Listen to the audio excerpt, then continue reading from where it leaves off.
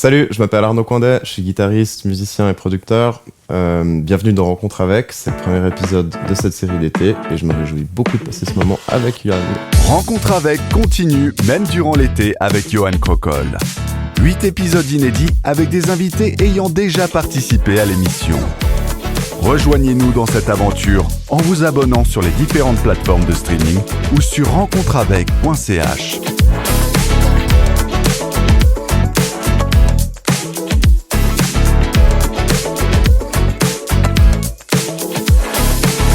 Salut Arnaud. Salut Johan. Welcome back dans Rencontre avec, ça fait merci. quoi de revenir ici? Ah bah écoute, je crois que la dernière fois c'était il y a... 2 ans en arrière. 2 ans. Ouais, 2 ans en arrière déjà. 2 ans déjà. Le temps file. Voilà ce que ça me fait. Puis justement, pour vous expliquer un peu le concept, vu que tu es le premier invité qui va venir durant cette série d'été, c'est que tout au long de l'été, je vais un peu recycler les anciens invités qui sont venus. Magnifique. Puis faire un espèce d'update depuis qu'ils sont venus ici dans Rencontre avec. Donc toi, c'était j'ai noté 2 octobre 2023. Ouais, du coup c'est vrai que ça fait... Ça fait depuis un petit moment déjà. Exactement. Puis en fait, si je fais un espèce de petit tour de ce que tu fais, tu es cofondateur du groupe Etienne Machine, tu es musicien, tu es guitariste, chanteur aussi. Je crois que j'ai à peu près fait le spectre très large. Ouais, je me suis un peu mis aussi à la production pour d'autres artistes Ok. ces derniers temps. Je développe un peu des compétences administratives aussi, quoi. On verra pour la suite de ma carrière. Et puis voilà. Mais oui, c'est à peu près ça. C'est à peu près ça dans les grandes lignes. Ça n'a pas bougé. Et puis on va commencer directement dans le vif du sujet. Qu'est-ce qui a changé dans ta vie depuis octobre 2023, puis qu'on s'était vu la dernière fois? Alors, quand on s'était vu la dernière fois, je crois, c'était encore avant octobre 2023, je crois, de tête. Ouais, et puis je pense que c'est sorti avant qu'on sorte notre disque avec Etienne Machine, donc déjà il y a eu ça. Donc on a fait pas mal de concerts autour de ça. Des tournées un peu à droite à gauche et tout, une première tournée européenne vraiment de manière générale avec Hubris. Et puis voilà, sinon la vie va bien. J'ai fini mon service civil il y a pas longtemps, donc je suis très content. C'est pour ça qu'on n'a pas pu se caser un petit moment pour en parler. Exactement, ouais. C'est un gros bout quand même de ma vingtaine quoi, qui se clôt comme ça, donc je suis très content. Et puis, tu m'avais dit qu'on est en octobre 2023, que on va dire, toi, ta personne de référence, un peu entre guillemets, c'est Mathieu Chédid, oui, du groupe M, c'est juste. Mathieu Chédid M, quoi. M, ouais, c'est ça. Tu dis personne de référence Ouais, parce que c'est lui qui t'a un peu inspiré pour commencer la guitare. Ouais, ça va pas bouger, je pense. Vraiment, ça va bouger. En tout cas, j'ai toujours souvenir de moi de 8 ans qui le regarde et puis qui est obnubilé par ce qu'il fait. Et puis si je te passe cette chanson, ça te dit quoi? Elle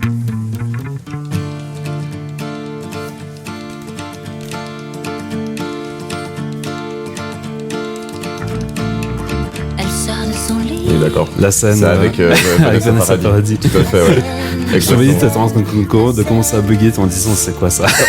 Non, mais j'ai commencé à reconnaître le début.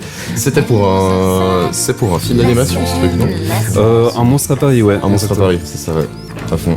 Bah, c'est pas cette chanson qui t'avait marqué Il y a vraiment son album qui est de nous deux. Bon, c'est un peu l'album dont beaucoup de gens parlent quand ils parlent de Mathieu Chédid. Ça m'avait vraiment beaucoup marqué. Mais c'est vrai que la suite de carrière aussi, quoi. Ce qu'il fait maintenant aussi. Puis j'ai eu la chance en fait de le rencontrer en guillemets, enfin le voir de loin pour une masterclass à l'EJMA de Lausanne. Ok. Donc super intéressant. Enfin justement c'était par rapport à son travail de musicien de film, parce qu'en fait il a fait beaucoup de bandes originales. Et il y avait aussi un peu des petits moments de questions à la fin, c'était super cool. Vraiment. Là c'est lui qui chante. Hein. Tout à fait. Puis justement, est-ce qu'il y avait un morceau en particulier de Mathieu Chédid qui te marque particulièrement? La bonne étoile, je pense quand même, ouais. Allez, vas-y. La bonne étoile. Et puis du côté anglophone, est-ce que tu avais aussi un groupe qui t'avait inspiré? Parce que bien sûr. Etienne Machine, tu chantes principalement qu'en anglais aussi. Alors moi je chante sur quelques titres d'Etienne Machine. Okay. La plupart du temps, c'est sur l'album qu'on a sorti, c'est Asher Varadi qui chante. Il y a aussi La Martinez avec qui on a enregistré. Mm-hmm. Et j'ai quelques morceaux qu'on garde un peu en live où je chante en lead. Mais c'est un truc que j'essaie vraiment un petit peu de développer aussi ces temps. On peut peut-être plus un peu prendre confiance avec ça. Avec le chant. Ouais, c'est ça, avec le chant de manière générale. Et voilà. Ouais. Mais c'est vrai que j'ai pas la même tessiture du coup que Mathieu Chédid. J'ai quand même une voix un peu plus grave, même si j'aimerais beaucoup faire ce qu'il est capable de faire. Et puis on va écouter un premier morceau d'Etienne Machine qui est sorti en 2023 qui s'appelle Time and Time Again.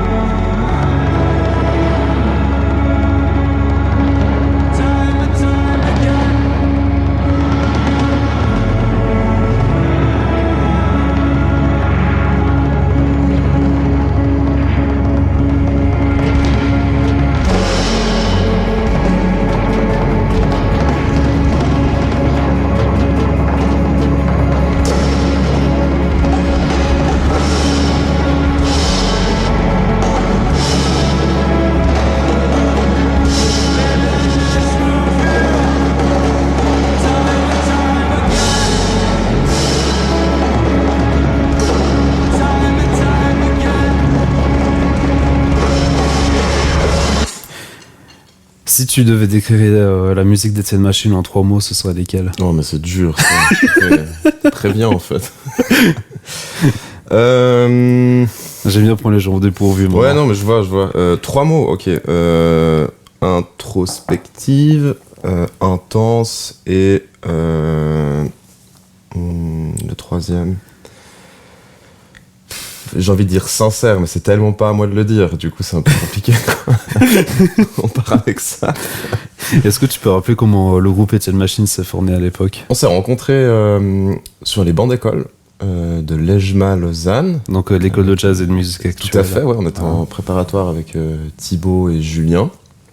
Et chemin faisant, on a fait les murs, on a rencontré des gens qui sont venus, des gens qui sont repartis, des gens, voilà, en fait on a toujours fait beaucoup de collaborations avec pas mal de personnes différentes en fait. Et puis ça a toujours tourné un peu autour de ce quartier du Flon et puis de Stému en tout cas. Donc du côté de Lausanne. Du côté de Lausanne. Et puis ensuite après, c'est des gens soit de Humus Records, de notre label, qui nous ont conseillé d'autres personnes s'il fallait ou des trucs comme ça. Donc voilà, en fait, on va dire que le noyau s'est rencontré là, puis après ça s'est un peu élargi quoi. Du coup. Si tu pouvais échanger ta place avec un autre membre du groupe, ce serait qui ? Ah, ce serait Thibaut, parce que j'aimerais trop savoir faire de la batterie, je pense, vraiment. Ah, c'était ton rêve depuis tout petit Non, c'est pas un rêve, mais c'est que, on va dire, j'arrive à faire semblant d'y arriver sur les autres instruments. Ok. Si je dois produire pour d'autres gens, des trucs comme ça, s'il faut faire de la basse, s'il faut faire du clavier, j'arrive à me débrouiller.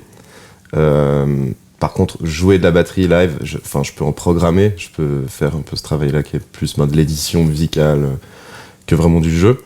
Mais jouer de la batterie en tant que tel, ça c'est un truc, j'en suis encore pas trop capable quoi.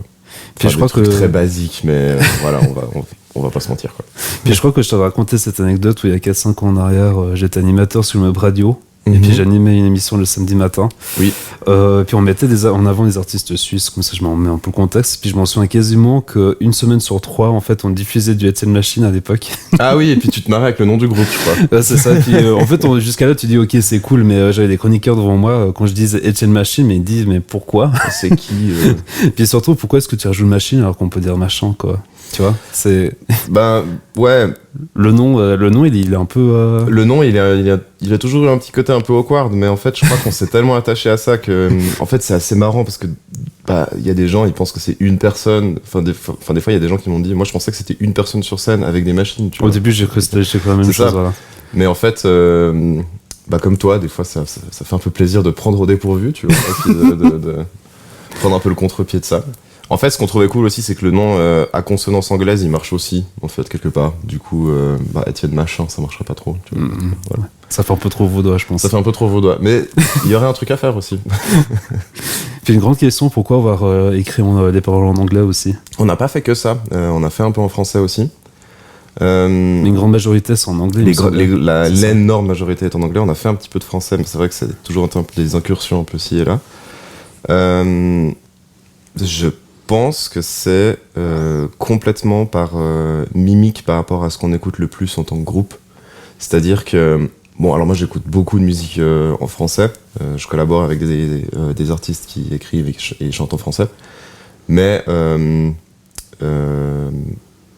je crois que je trouve ça plus dur en fait d'écrire un truc qui est crédible en français directement quand on n'est pas vraiment parolier avec énormément d'années d'expérience, chose que je pense qu'on l'est un petit peu du coup par la force des choses dans Etienne Machine parce qu'on a dû le faire. Mais quand on démarrait, c'était quand même un peu de l'inconnu quoi. Et ça le fait plus vite quand même. Tu dis quand même un peu ce côté-là. Mais c'est vrai que c'est une bonne question. Pourquoi choisir l'anglais ? Et puis il n'y a pas vraiment de réponse de plus que ça ressemble plus aux influences qu'on écoute.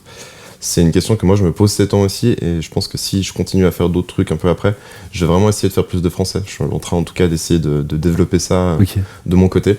Mais j'ai pas encore l'assurance pour me dire là c'est bon, ça le fait, c'est nickel, c'est comme je veux quoi. Peut-être que c'est un peu. Parce que c'est plus compliqué aussi à écrire en français qu'en anglais pour toi ?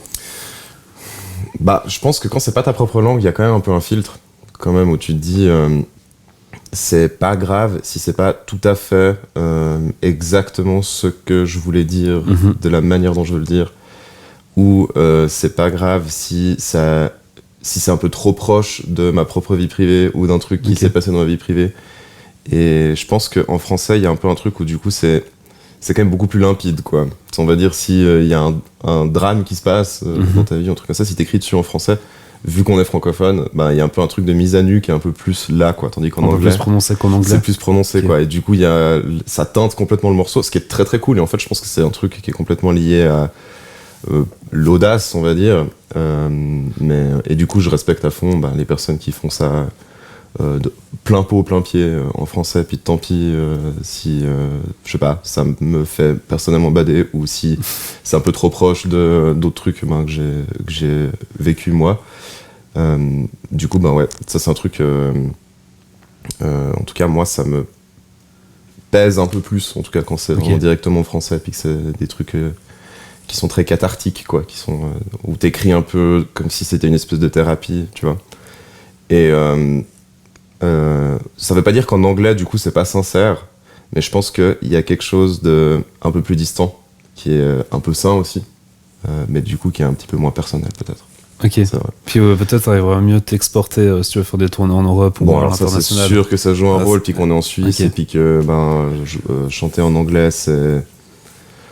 Bah, après, il y a toujours des contre-exemples, tu vois. Enfin, Oui. t'as pas mal d'artistes francophones qui tournent très bien en Allemagne. Billy Bird, que j'adore, vraiment, qui est une super amie. Elodie, là, ces temps, elle tourne vraiment beaucoup en Allemagne, quoi. Puis c'est vrai qu'il y a ce truc, là, c'est full français, quoi. C'est vraiment... Non, c'est pas vrai. Il y a quelques morceaux en espagnol, et puis il y en avait en anglais au début de sa carrière, je crois. Mais on va dire la globalité du truc, c'est très La grosse francophone. majorité. Et ça s'exporte bien. Enfin, elle fait des sold out en Allemagne et tout. Donc, ouais, c'est un peu toujours ce truc-là. J'ai l'impression qu'il y a un peu des règles et des trucs comme ça, mais il y a toujours quelque chose aussi pour prendre complètement le contre-pied. Et puis, en fait, ça marche quand même. Donc, voilà, je sais pas. C'est pas une réponse très claire parce que c'est un combat interne. Je pense. Non, mais c'est bien, c'est ta position, puis comme ça on comprend peut-être un peu mieux ton process artistique. Je pense qu'on comprend que c'est compliqué. Voilà, c'est ça. Et puis c'était quoi le moment le plus marquant que t'as eu avec Étienne Machine? Bon, il y en a eu pas mal, mais je pense. Enfin, c'était vraiment le number one de tous. On va À dire la ça comme ça. sortie de l'album l'année passée, on a fait une grosse date à Antigel, à Genève, et puis c'était un moment super fort. On a ouvert pour Beach Fossil, ce qui est... Moi, c'était pas un groupe que je connaissais très bien, je connaissais un peu 2-3 tubes, mais 2-3 personnes dans le band étaient vraiment super fans. Et puis, après, le festival Antigel, moi, c'est un événement que j'adore aussi, par la pluralité des choses que le festival propose, quoi. Enfin, il y a pas longtemps, je suis allé à la piscine du Lignon, là. Enfin, je sais pas si tu vois ce que c'est des concerts vraiment dans une piscine. En fait, t'as la pataugeoire qui est vidée, Ok. mais tu peux quand même aller te baigner dans le grand bassin, quoi. Donc évidemment, fin de concert, tout le monde saute et tout, dans la piscine et tout. Enfin bref, c'est des événements un peu comme ça qui sortent un peu quand même de qu'est-ce que c'est voir un concert de manière classique, quoi. Après, c'est aussi Genève, il y a tellement de ressources, quoi. Il y a des énormes salles, enfin de ressources, je veux dire, il y a énormément de salles de concert et de lieux qui peuvent accueillir ce genre de choses. Nous, on avait fait ça du coup à l'usine à Genève, donc c'est un peu plus conventionnel. Mais quand même, ça a été quand même une soirée assez marquante pour nous, quoi. Je pense, il y a un truc un peu... ça fait partie de ce genre de festival où quand tu joues, tu dis « Ok, cool, ça c'est fait, maintenant on peut passer à la suite. » Et puis, voilà. Puis si on prend toutes les productions d'Étienne Machine, est-ce que t'en as vraiment un où t'es absolument fier de l'avoir fait? Personnellement, on va dire ça comme ça. Toutes, bon, c'est hyper bateau, toutes. Après, indéniablement, il y en a quelques-unes qui passent le test des années, mais que ça fait 4-5 ans, peut-être même un peu plus, qu'on sort des trucs. Il y en a qu'on continue à jouer en live, donc de toute façon, là tu vois aussi qu'il y a un truc où... C'est pas une question de fierté, c'est juste une question de plaisir à la rejouer, tu vois. C'est un petit peu différent, je pense. Et puis, du coup, il y a aussi la réception du public. Je pense les gens qui parlent de certains morceaux qui sont des premiers EP ou des trucs, et puis... et un peu moins, parfois, de morceaux qui sont plus récents. Mais la préférée... comme tu dis, là, on est en juillet. Mais le premier single de ce nouvel EP qu'on a sorti... là, celui-là, il me parle vraiment beaucoup, quoi. Celui que je t'ai envoyé. Qu'on va écouter à la fin du podcast. Ouais, à fond. Celui-là, il y a vraiment un truc où je pense qu'on a trouvé aussi un peu une direction artistique un petit peu différente aussi avec la voix, qui match très bien avec les influences qu'on a un peu ensemble ces temps, quoi. Et puis justement, c'était quoi le retour du public quand ils ont écouté les chansons, enfin des productions d'Étienne Machine? Tu dis de manière vraiment générale, globale? Générale, globale, ouais. Ça dépend où, je pense. Il y a de toute façon des endroits où quand tu joues, c'est plus adapté qu'un autre. On n'est pas tombé sur des trucs particulièrement hostiles à ce qu'on faisait, comme ça peut... Enfin, les fameux exemples de je savais pas que c'était un concert d'animation, mais en fait, c'est un groupe de métal, et puis ça marche pas, tu vois. Enfin, ce genre de truc qui peut arriver. Non, on a eu pas mal de bol avec ça. On est tombé dans des trucs des fois qui étaient un petit peu plus roots que d'autres, mais généralement, ça, quand même, il y avait toujours des gens pour qui ça se passait bien, quoi. Donc, voilà. Et puis on va écouter un deuxième titre qui s'appelle Ferocious People.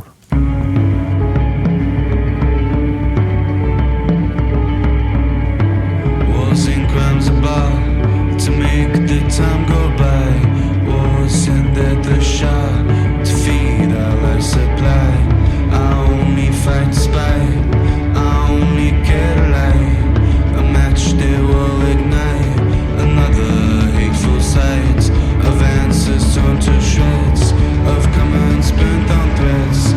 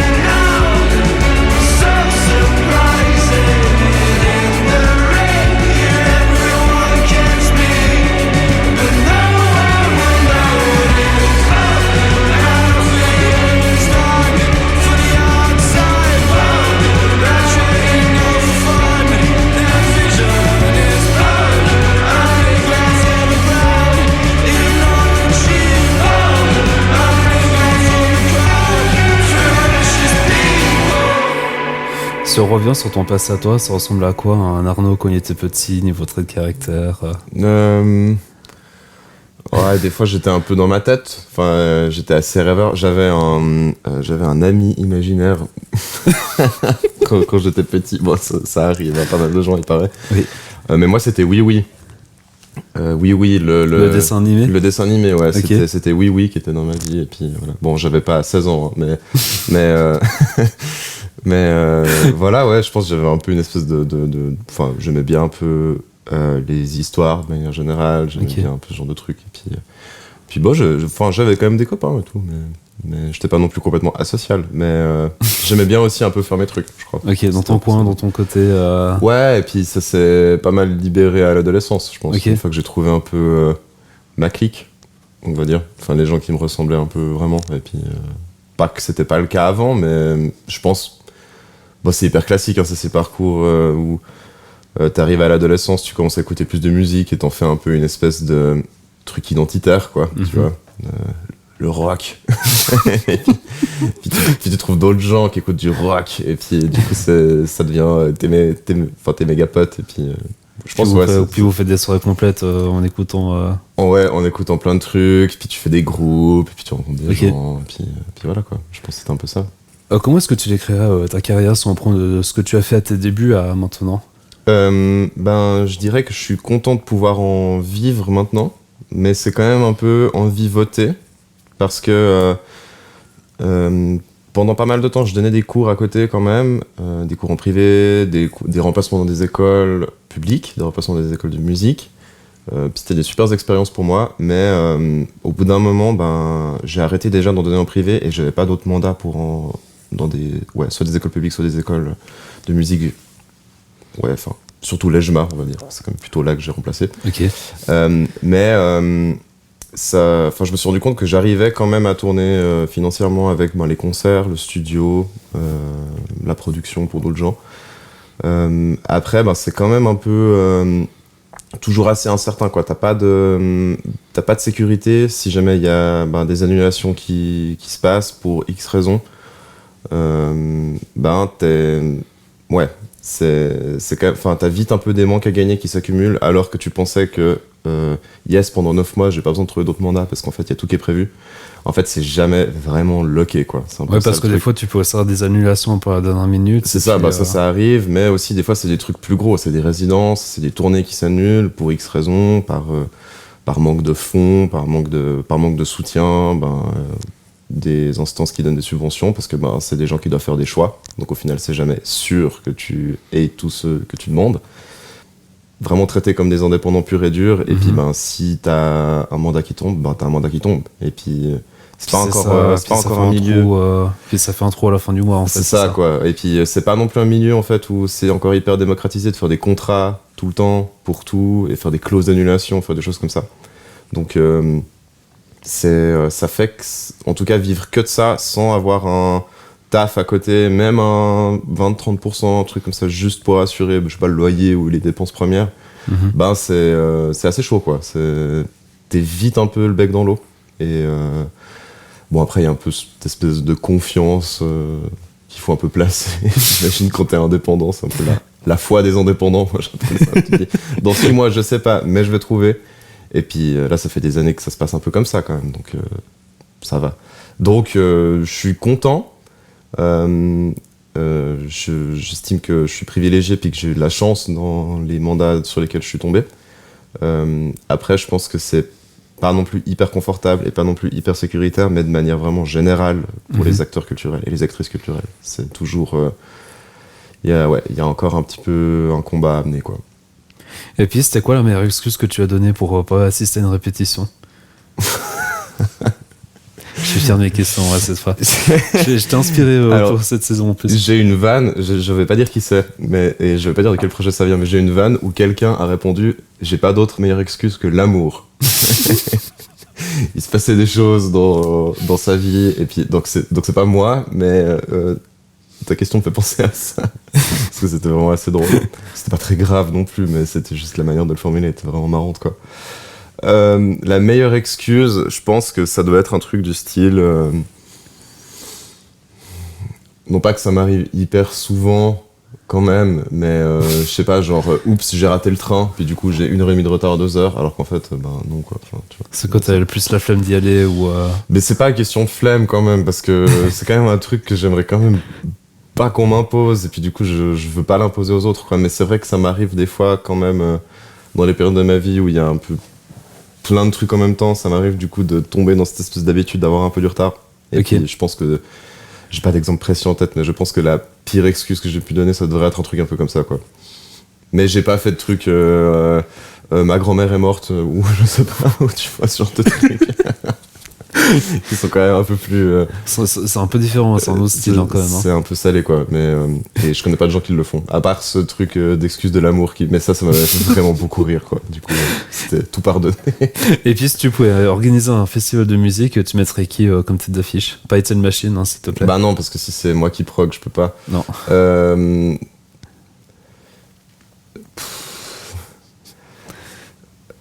Bah plein de trucs. C'est quoi le budget? C'est budget illimité? Budget limité, on va Budget dire ça. illimité. Ouais, c'est ça. Ouais. Est-ce que je peux ressusciter des gens ou pas? Alors, on va dire que oui. Alors David Bowie, Ok. ouais, parce que je l'ai jamais vu et puis j'aurais vraiment adoré le voir, quoi. Je suis trop fan. Et puis bah quoi, enfin, les groupes que j'écoute un peu tout le temps, quoi. Enfin, LCD Sound System. Peut-être je ferais venir Mathieu Chédid aussi, ouais. Bah, du coup, ça ferait une espèce de millefeuille un peu bizarre, sucré salé, quoi. Enfin, un peu dans toute la prog, mais. Bah, comme c'est du coup pour tout le monde, on va dire ça comme ça. Hein? Comme ça, il y en a pour tout le monde. Il y en aura pour tout le monde, mais ça fera un peu bizarre quand même, je pense. Non, mais parce que, enfin, je sais pas, moi j'aime plein de trucs différents, quoi. Du coup, bah, s'il y a. Ouais. Je pense des gros groupes de rock comme Fontaines DC, des trucs comme ça, des trucs que j'adore maintenant, quoi. Je sais pas, un Johnny Cash ou un truc comme ça. Okay, un truc, si je peux revive des gens, autant en profiter. Ouais, voilà. J'ai mis des noms complètement au bol, mais... C'est bien comme ça, on a une petite idée de ce qui te plaît le plus, on va dire ça comme ça. Ouais. Je pense que c'est ça. Peut-être on pourrait faire un truc où du coup le début de journée c'est un peu plus doux et folk, et puis plus on va dans la nuit, plus c'est un peu rock, puis après ça devient un peu électronique, puis à 8h du mat ça veut plus rien dire, mais... Et puis on va écouter un autre titre qui s'appelle Transmissions.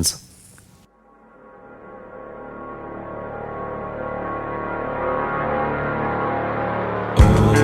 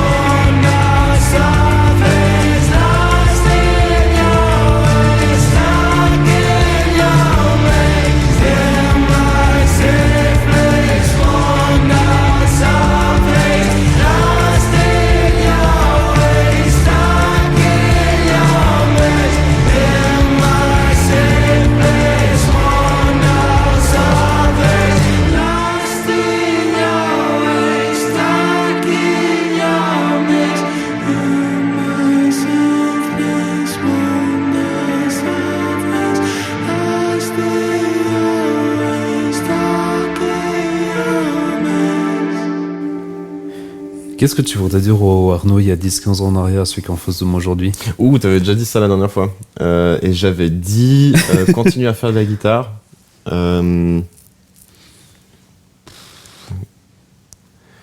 Oui. Attends, 10-15 ans, du coup, vu que du coup ça fait que j'aurais 13 ans, un truc comme ça. Ouais, 13-15 ans, je pense. ouais. Ouais, un truc comme ça. Fais-toi confiance, je pense. Ça m'angoissait pas mal au début, ces trucs de faire des études de musique et tout machin. J'étais un peu en mode, mais en fait, je vais finir sous un pont, quoi. Ça va pas aller du tout, en fait. Et puis, bah, ça va pour l'instant, quoi. Pour l'instant, ça va. Pour l'instant, ça va. Après, peut-être que je reviens dans 10 ans, puis que tu me redis ça. Je repose la question dans 10 ans, puis on Ouais. verra bien. Stop. Et puis, si tu devais choisir un super pouvoir pour améliorer tes performances musicales, ce serait lequel? Le pouvoir d'arrêter le temps. Ça, ce serait incroyable. Ok. Parce que du coup, tu pourrais prendre absolument tous les mandats, tous les concerts, tous les gigs possibles, puis t'arrives sur scène, puis t'arrêtes le temps, puis t'apprends les morceaux, puis après tu... T'as dit ça pour arrêter le chrono là? C'est ça. Ouais, peut-être ça. Je suis sûr qu'il y a mieux à faire, mais c'est le truc auquel j'ai pensé. C'est le premier truc qui te vient à l'esprit. Ou alors t'es The Flash, et puis du coup tu peux jouer méga vite, mais c'est... Ouais, bon, voilà quoi. C'est pas trop ton style ou bien si un peu? Je pense que si ça l'était, j'aurais plus taffé dans ce sens-là. Ok. Du coup, non, pas trop. Pas trop, non. Pas trop. Pas trop. Puis c'était Ça quoi me le touche truc pas le trop, plus trop. fou que tu as fait sur scène? Le truc le plus fou. Ouais. C'est pas la scène la plus folle. Non, c'est vraiment toi, c'est l'action que tu as faite qui était la plus L'action. folle. Parce que vu que tu en fais pas mal, c'est un peu compliqué comme question, mais je pense que ça doit être intéressant. Alors, j'ai pas fait de front flip ou de back flip. Je sais que ça doit être une réponse qui vient souvent, mais ça, j'ai pas fait parce que j'arrive pas.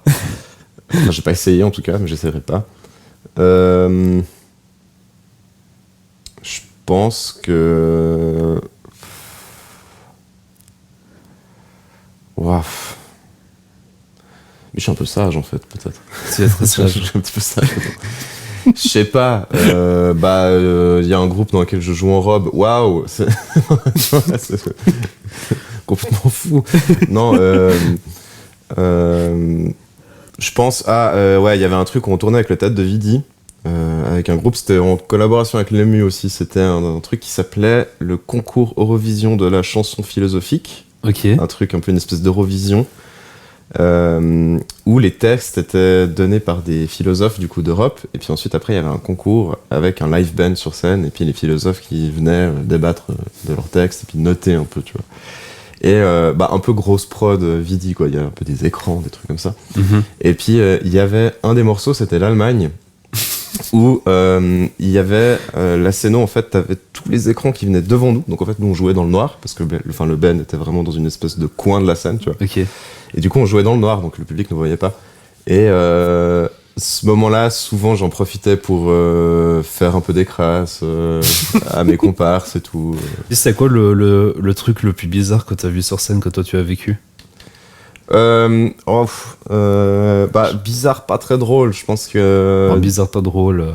Ou les deux.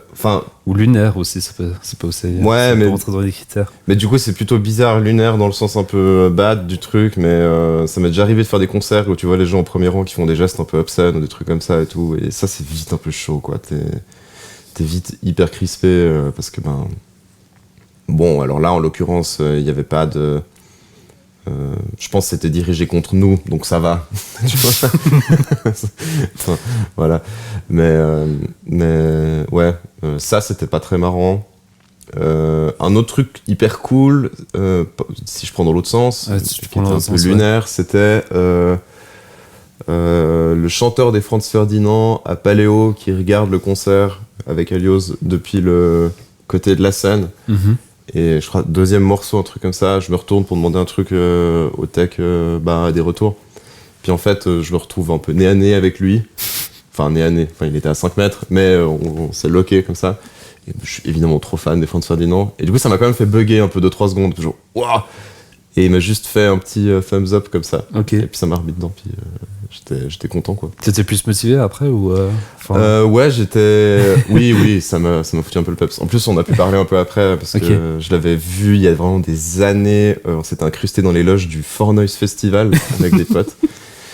Et ou attends, non, c'est mes potes qui ont fait ça puis qui racontaient. Non, pardon, je suis en train de m'approprier l'anecdote. Mais du coup, oui, c'est vrai qu'il y avait eu ça. Et puis je lui avais raconté, ouais, que mes potes avaient pu le rencontrer et tout machin. C'était pas hyper intéressant pour lui, mais voilà quoi. En tout cas, il était très sympa. Il a entendu la fin de mon anecdote, puis voilà, super. Et Très, puis si très tu cool. pouvais collaborer avec n'importe quel artiste qui soit mort ou vivant, tu choisirais qui? Faudrait trouver quelqu'un de sympa parce que c'est pas tout d'être hyper fort ou hyper forte. Faut aussi que ça matche. Enfin, qu'il y ait une double personnalité entre sur scène et puis derrière, Ouais. en gros. Avec qui est-ce que ce serait incroyable? Après, bah, c'est peut-être des périodes, je sais pas, tu vois. J'allais dire Paul McCartney, ce serait ouf, tu vois, mais peut-être qu'à la fin des Beatles, peut-être qu'il était peut-être pas très bien. Je sais pas. Compliqué comme question quand même. Je sais pas, peut-être un producteur, du coup. Ok. Nigel Godrich, le gars qui fait les trucs de Radiohead, ou Rick Rubin, ça doit être assez fou. Ouais, je sais pas. Allez, entre les deux. Entre les deux. Allez. Et puis on va passer à ce que j'appelle le combat du jour, où en gros je vous ai tous demandé de venir avec un sujet qui vous marque et qui vous parle, enfin qui vous tienne à cœur. Ouais. Puis pendant qu'on mettait les micros, tu disais que toi c'est vraiment la géopolitique en ce moment qui t'avait un peu... Je pense que ouais, ces temps, il y a un basculement quand même un peu. Juste des... Je sais qu'on est censé être en juillet, mais au moment où on tourne ça... On est au mois de mars, hein, si jamais. Voilà, ouais. J'espère que tout va bien en juillet. Mais là, il y a quand même un gros chamboulement entre les États-Unis et l'Europe. Et puis, je pense sincèrement que... Enfin, j'espère pas faire d'appeler à la catastrophe ou quoi. Mais ça me fait vraiment peur, quoi. Du coup, et c'est aussi, du coup, lié à au conflit qu'il y a ces temps, au conflit armé en Ukraine et à Gaza, en Palestine. Mhm. Et je pense que du coup, la cause ou l'organisme qui me parlerait, ce serait Médecins sans frontières ou Terre des Hommes ou des choses comme ça. D'autant plus que l'administration Trump a quand même gelé énormément de soutien du coup à ces organismes-là. Je pense que ça crée des problèmes juste incommensurables sur tout le globe. Je pense que du coup, s'il y a un truc à défendre maintenant qui est urgent, c'est vraiment ça. Non pas que les autres combats ne sont pas urgents, pas du tout. Je pense que tout est vraiment... Enfin, il y a énormément de choses qui marchent pas du tout dans nos sociétés. Puis quelle est la question que tu aimerais qu'on te pose en interview mais qu'on te pose jamais? Qu'est-ce que j'aimerais qu'on me pose comme question en interview et puis qu'on n'ose jamais me poser? C'est Ou compliqué bien qu'on parce ne que... veut pas trop te poser comme question, on va dire ça comme ça. C'est super chaud comme question, quand même. Parce que, franchement... Toi, tu parlais de contre-pied et tout, là, c'est le... Ah, c'est le but, hein. Ah, là, c'est Ah, c'est un parfait, peu quoi. le but. Allez. J'adore le matos en musique. C'est vraiment un truc qui me passionne. Genre vraiment ce côté vraiment nerd avec les pédales, les synthés, Ok, les ouais. guitares, les trucs comme ça. Et je pense que si une fois je suis interviewé dans un truc un peu dans ces niches-là de geek de pédales ou geek de software, un truc comme ça, j'aimerais trop parler de ça. Peut-être, ou genre pourquoi ce synthé-là, comment t'as fait, comment t'as machin. Et le truc, c'est que c'est tellement pas... Enfin, si c'est intéressant pour celles et ceux qui s'intéressent à ça, mais c'est vraiment du nerd talk, quoi, tu vois. Donc c'est plus un truc orienté pour les guitaristes, un peu semi-professionnel, pro, on va dire ça comme ça. Guitariste, pas forcément, aussi synthé, aussi tout ça, enfin vraiment sur le gear en musique, je pense vraiment sur le matos et tout ça. Sur le matériel en musique. J'aimerais trop passer 1 heure à parler que de trucs comme ça. Et puis ça me passionnerait pas mal. Ouais. Puis quels sont tes objectifs pour les prochaines années? Côté musical, hein, toujours. Côté musical, continuer à flow comme ça, je pense. Là, moi, ça me plaît pas mal. Il y a des disques qui sortent un peu toutes les années. C'est pas forcément toujours des albums huge, mais même des EP qui sortent, des trucs comme ça. Continuer à faire de la scène, continuer à être dans des projets que j'aime, continuer à être collaborer avec des gens que j'aime, avec qui ça se passe bien, et puis voilà, je pense que c'est un peu ça ce vers quoi j'aimerais tendre, quoi. Je pense qu'il y a un peu un truc aussi, on en parlait avant, un peu un truc de sécurité, vraiment de sécurité financière établie, vraiment que j'aimerais bien essayer de trouver. Où tu signes quasiment un CDI à 100% avec un groupe, ouais. Le rêve idéal, on va dire, ce serait ça, quoi. Ouais, ce serait vraiment d'être employé par quelque chose, mais ça ouais. C'est quand même assez dur. Enfin, est-ce que ça existe en Suisse même ? Je suis pas sûr. Mais même ça peut être juste un truc d'appoint, ou un truc qui me parle aussi, qui me plaît aussi. Je te disais que je faisais du service civil aussi, machin. C'est cool parce que du coup ça te permet de complètement aussi voir d'autres choses qui sont. Ça te dépayse totalement en fait. Complètement. Puis là du coup j'étais souvent dans des EMS, dans des services d'animation, des trucs comme ça. En vrai c'était trop cool, c'était génial. Je dis pas que je veux forcément faire ça, mais ça peut être aussi un truc un peu en dehors de ça. En dehors vraiment. De faire de la musique, ça peut s'occuper de gens qui font de la musique. Si c'est de l'administratif, ça peut être... Être producteur, par exemple, ou... Pour moi, c'est quand même encore faire de la musique, ça. Okay. Parce que du coup, tu prends quand même... Enfin, tu prends les racines, les sources de quelqu'un d'autre. C'est toi qui engage les gens, en fait, derrière, concrètement. Ah, ok, parce que tu parles de production, vraiment... Ouais, producteur, celui qui signe, enfin, manager producteur, on va dire. Ok, ouais. Ça. Ah, ok, parce que moi, je parlais vraiment du côté... Ce que j'avais en tête. Pour le coup. Parce que ouais, c'est vrai qu'il y a un peu un double sens à ce mot-là en français. Moi, je parlais quand je disais que je faisais de la production, c'était vraiment de la production musicale et audio, tu vois, pour des artistes qui viennent, qui ont des chansons, et puis comment faire pour que ça devienne un morceau fini qui me parle et tout machin. Et puis du coup, ça, ces temps, je fais pas mal. Donc c'est pour ça que je dis pour moi, ça reste quand même faire de la musique. Après. Ouais, effectivement, c'est vrai, peut-être de la production vraiment purement événementielle ou des trucs comme ça peut être intéressant aussi. Donc voilà, c'est un moment un peu charnière quand même, on va dire, parce que du coup, ça me plaît ce train de vie, mais au bout d'un moment, ça va faire un peu trop de stress quand même. Un peu trop d'incertitudes et trop de trucs comme ça. Pour l'instant, ça va cette année, pareil, mais c'est vrai que t'es jamais vraiment serein, quoi. C'est un peu ça le truc aussi qui manque, je trouve. C'est peut-être un peu le deal, mais de faire un métier d'indépendant dans un truc que t'aimes. Mais ce truc de sécurité financière, c'est vrai que quand il est pas là pendant vraiment longtemps, t'es un peu... ça use un peu, quoi. Ouais. Et puis ça joue des tensions aussi, je pense. Ça, de toute façon, c'est sûr. Je suis convaincu que s'il y avait plus de moyens dans la culture de manière générale, il y aurait aussi... ça solutionnerait beaucoup de choses, c'est vrai. Merci beaucoup d'être venu pour le tout premier épisode de la série d'été. Avec plaisir, c'était... merci de l'invitation. Et puis avec plaisir, puis on va écouter quand même votre dernier single que vous avez sorti au mois de mars. C'est juste. C'est ça qui s'appelle Only One Last Word, c'est juste. C'est juste. Hein. Puis quant à moi, on se retrouve à partir de lundi prochain pour un tout nouvel épisode. Donc d'ici là, portez-vous bien.